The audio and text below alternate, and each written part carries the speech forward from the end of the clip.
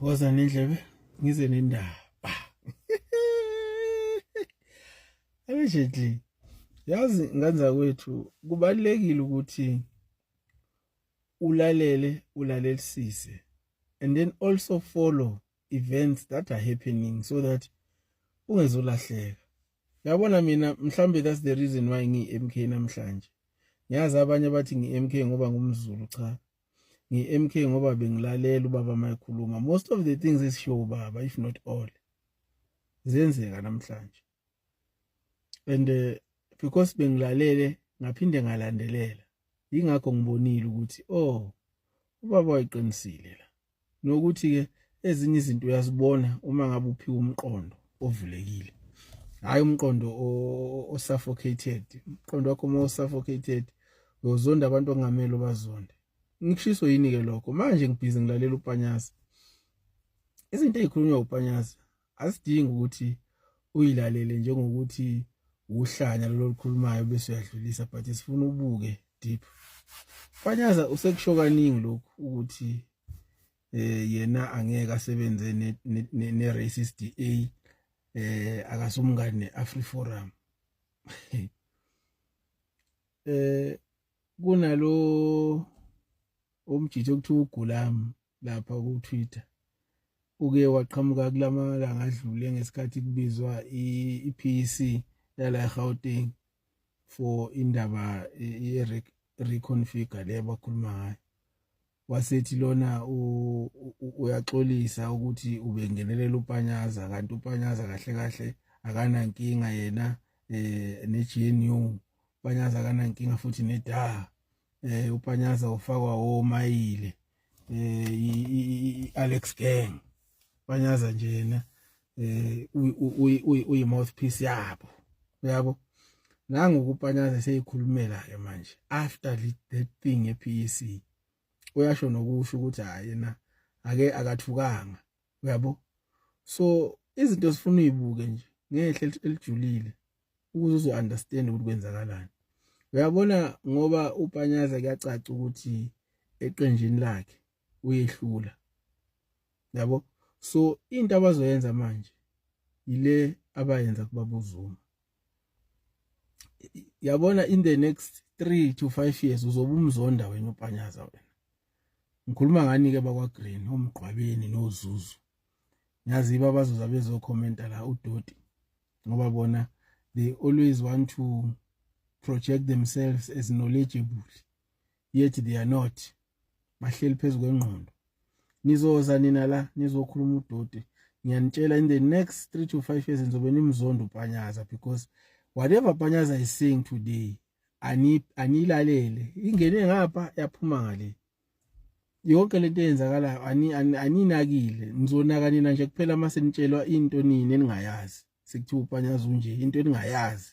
Kungekho nento bese niyabuya nani nizokhomenta la ukuthi uPanyaza unje, uPanyaza ucorrupt, uPanyaza uracist, uPanyaza, ngoba kuzobe sekusho bani laba nina abadlala ngani, yabo.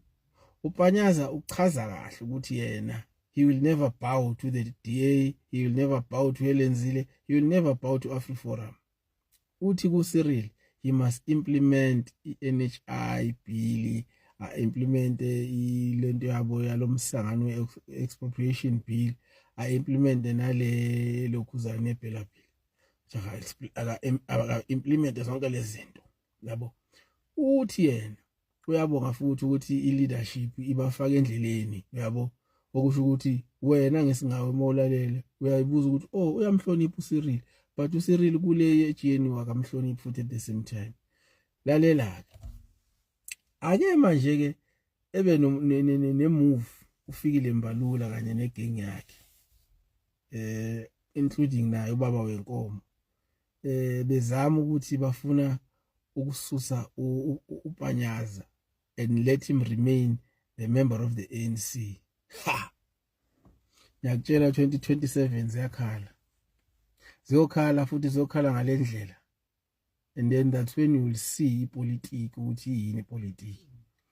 If ukuthi bafuna uPanyaza angafiki la asebheke khona, ngoba khona la kabheke khona uPanyaza. Uma befuna angafiki ngcono bamenze njengondlozi, yeah, once uma bemkhipha lapha kakhona njengamanje bamkhiphe out in the cold njengoba uAce Magashule, bangathi bona bazofuna ukumsilencer nje, bathi bafuna ukumsilencer nje ngokuthi bazohlakaza iPEC and then bese aba outside, bese becabanga ukuthi 2027 kuzoba ushukela for bona. Ngeke kwenzeke lokho. Panyaza ucalculateile uqedile, whatever that he's doing it purposely, and he knows ukuthi most people they like what he's saying in Gauteng and even outside Gauteng. So he's got his support for lento akayishoyo. Bancane abantu abafeva indaba yeDa lapha kwaGreen, ukunabantu obviously siyazi ukuthi imali yasebenza ke, there will be money circulating 2027, but there are people who are smart enough to know ukuthi you take the money, you fake esikhwameni and then you do the right thing, yabo.